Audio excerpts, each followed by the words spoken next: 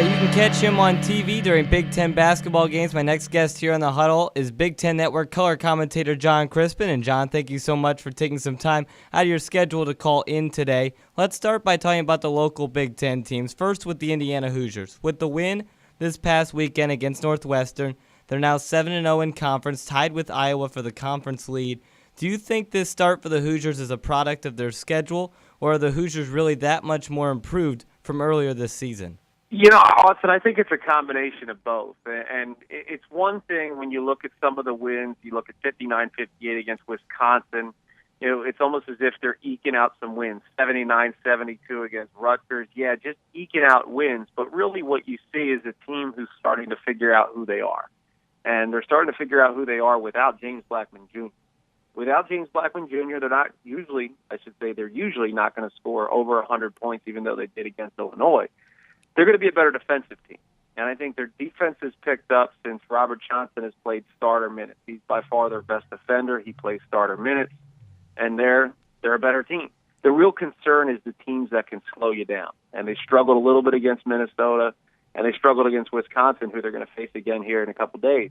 As you know, later in February, they got a brutal schedule coming up. Now, you mentioned James Blackman Jr.'s departure from the lineup. Do you think the Hoosiers have refocused once James went down, knowing they had to pick up the slack in his absence? Or is this proof that James's defense was actually a little bit detrimental to the Hoosiers? Well, it's a combination of both. I think good teams respond well to adversity, and great teams actually get better because of it. And right now they're showing that they're on the verge of becoming a great team if they can sustain this level of play. Now the question is, can you sustain it against the type of teams that you're going to have to face in February? I think James Blackman Jr., as talented as he is offensively, he's probably their worst on-the-ball defender. And that doesn't mean that he's responsible for giving up points like the Duke game. He's not responsible for that. That's a team effort. And it's a team that's not covering ball screens well or not pushing the offensive player where they're supposed to be pushing them. So that's a collective effort. But I think they have become a better team without him on the floor yet. Big Ten Network analyst John Crispin joins me here on The Huddle. And John, let's talk about the other local Big Ten team, the Purdue Boilermakers. They were highly ranked earlier this season, reaching into the top 10 nationally at one point. But they have 3 losses in Big Ten play alone, 2 to Iowa and a head-scratcher to Illinois. What have been the biggest issues for Purdue, and what can they do to get it back together, and can they compete for a Big Ten championship? Well, I think the toughest thing is they don't have a go-to guy. They don't have a go-to playmaker. And you look at all the best teams, Denzel Valentine at Michigan State, Indiana with Yogi Ferrell, Iowa with Jared Uthoff. There are go-to guys. Maryland with Melo Trimble. There are specific go-to guys on elite-level teams. And if your go-to guy is a big man, a post player, A.J. Hammonds, Isaac Haas, even Caleb Swanigan, it's easy for defenses to take that away. And that's what you're seeing, that if you rely on being able to throw the ball inbound or inside to be able to get points or even initiate your offense, it's easy for a defense to take that away. They've taken Purdue out of what they want to do offensively. That's what teams have been able to do. Now, John, our radio station here at the Point 91 FM is out of Homestead High School, which is where Purdue freshman Caleb Swanigan won a state title last year. 2-part question for you regarding Caleb. First, assess his play this season and how much he's helped Purdue this year. And where do you rank him in terms of the best freshmen in the Big Ten? Well, in terms of the best freshmen in the Big Ten, I think you look at some of the centers. And it's impossible not to look at a kid like Thomas Bryant or Diamond Stone. I just look at those guys, and they're polarizing to me. And there's a lot of talent out there for sure. But in terms of production, Caleb Swanigan has been tremendous. Averaging 10 points and 9 rebounds a game is great. But he seems to do it even more in big game situations. Against Iowa, he finds a way. He gets 12-plus rebounds. He really finds a way. And I think his production from the three-point line has really picked up too. And him being able to shoot from the three-point line really opens up the floor, allows them to actually play high-low without them being able to double-team down in the post. So I think he's developed, and that's what makes him so good. I think he's got a great motor. I think he's got a great knack for the ball. He's certainly within the top 5 in terms of freshmen in the Big Ten. It's just hard to say because every player is so different.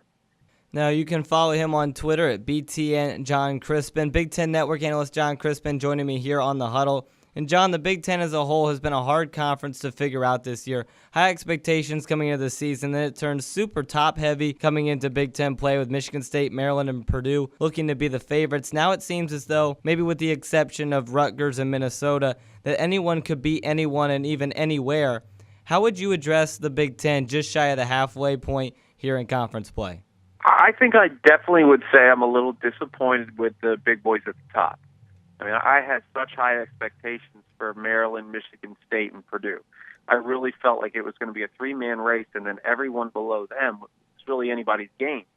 But then you see what Indiana's been able to do in terms of turning the corner, figuring out who they really are, and getting comfortable playing basketball the way that Tom Crean wants them to play. They're 7-0 in conference. Then you look at Iowa.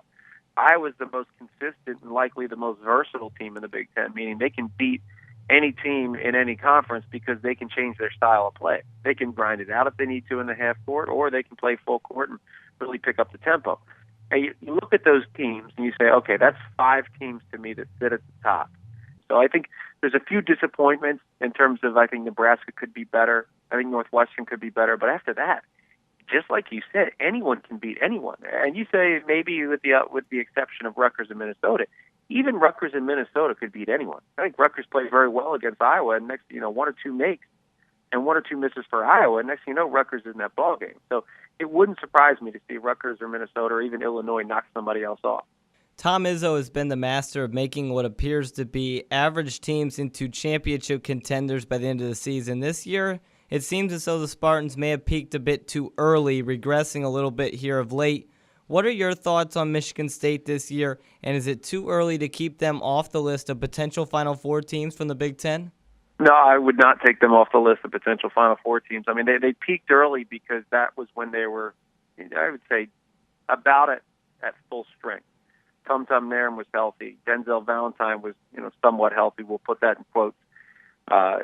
They went through injuries. Denzel Valentine goes down, and if he's out for 2.5 weeks, it's going to take him about 2.5 to 3 weeks to get his legs back to the point where he can be as effective as he was when he went out.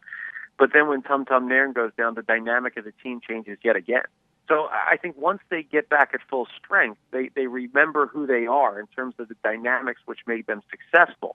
Again, with Tum on the ball, he's the initiator. Denzel Valentine's the playmaker. That's really what made them so good. Right now, playing through Matt Costello is a bit of a Band-Aid, and Tom Izzo knows it, but I certainly wouldn't count them out. Never.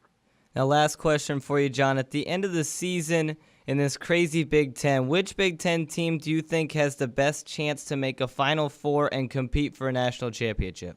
I think hands down it's Maryland, but not the way Maryland's playing right now. I think if you watch Maryland warm up, if you watch them practice, even if you see them in a game, you look at them and say, this is an NBA team. They have NBA size, they've got NBA depth, they've got NBA skill, but their style of play right now is not conducive to their personnel.